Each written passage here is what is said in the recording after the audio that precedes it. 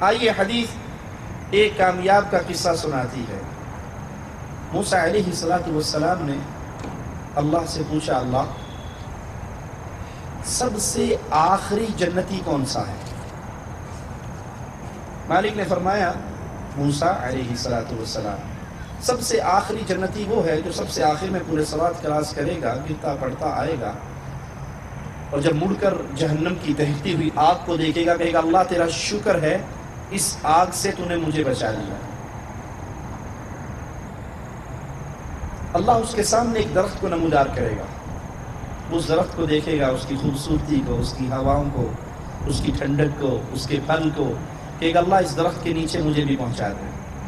اللہ کہے گا بندے اگر تجھے میں نے یہ دے دیا تیری ڈیمانڈ اور بڑھ جائے گی، تو اور بھی کچھ مانگے گا، تو کہے گا اللہ بس نہیں، یہ دے دے اور کچھ نہیں مانگتا، صرف یہ دے دے اور کچھ نہیں مانگتا۔ اللہ اس بندے کو، آخری جنتی کو، اس درخت کے نیچے بٹھا دے گا۔ تھوڑی دیر کے بعد کچھ فاصلے پر ایک نیا درخت نمودار ہوگا، وہ صبر کرنے کی کوشش تو کرے گا کہ اللہ سے وعدہ کیا تھا کہ اور نہیں مانگوں گا، لیکن وہ چیز ایسی دیکھ رہا ہے کہ اس کے صبر کے بندھن ٹوٹ جائیں گے۔ وہ کہے گا اللہ وہ درخت جو ہے نا اب اس کے نیچے پہنچا دے۔ اللہ کہے گا بندے تو نے وعدہ نہیں کیا تھا، وہ کہے گا وعدہ تو کیا تھا، بس یہ آخری، اس کے بعد اور کچھ نہیں مانگتا۔ اللہ اس درخت کے نیچے پہنچائے گا، جنت کے دروازے کے قریب اللہ ایک اور درخت نمودار کرے گا، یہ اس کو دیکھے گا، بڑا صبر کرے گا، صبر ہوگا نہیں، کہے گا اللہ تجھے تیری عزت کا واسطہ ہے اس درخت کے نیچے بٹھا دے، پھر کچھ نہیں مانگتا۔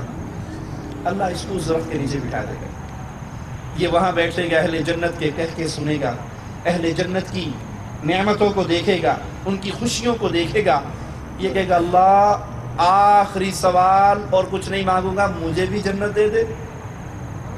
اللہ کہے گا جا جنت میں چلا جا۔ حدیث کے لفظ ہیں، یہ جنت کی طرف جا رہا ہوگا، خُيِّلَ إِلَيْهِ أَنَّهَا مَلْآ، اس کے دل میں خیال پیدا ہوگا کہ جنت بھر گئی، سارے کیمپس بک ہو گئے، کوئی فلیٹ خالی نہیں، کوئی محل خالی نہیں، کوئی قصر خالی نہیں، حوریں شادیاں کر گئیں، کوئی حور باقی نہیں بچی، میرے لیے تو کچھ ہے ہی نہیں، یہ واپس آ جائے گا۔ اللہ جنت میں کہاں جاؤں، جنت میں کہاں جاؤں، جنت میں تو کچھ نہیں رہا۔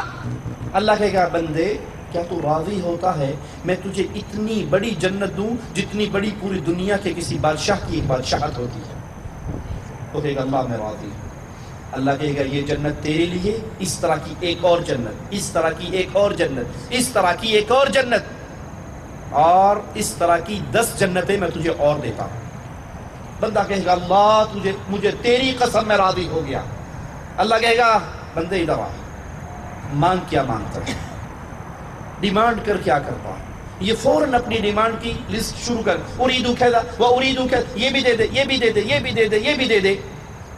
صحیح مسلم کے اندر یہ روایت ہے، حدیث کے لفظ ہیں بندے کی تمنائیں ختم ہو جائیں گی، مانگنے کے لیے کچھ نہیں بچا اس کے سینے میں، جو مانگا اللہ نے سب دے دیا۔ اب اللہ اپنے بندے کو خود یاد کرائے گا، اولا تريد كذا، فلاں نعمت نہیں چاہیے، اللہ ہاں وہ بھی چاہیے، جا وہ بھی دی، جا وہ بھی دی، جا وہ بھی دی۔ اللہ اس سے یاد کروا کر کہے گا سل منی كذا، بندے یہ بھی مانگ لے، بندے یہ بھی مانگ لے۔ موسیٰ علیہ السلام کہنے لگے اللہ یہ سب سے آخری جنتی ہے، تو سب سے اعلیٰ جنتی کون ہوگا؟ یہ سب سے آخری جنتی ہے جس کی یہ شان ہے، سب سے اعلیٰ جنتی کون ہوگا؟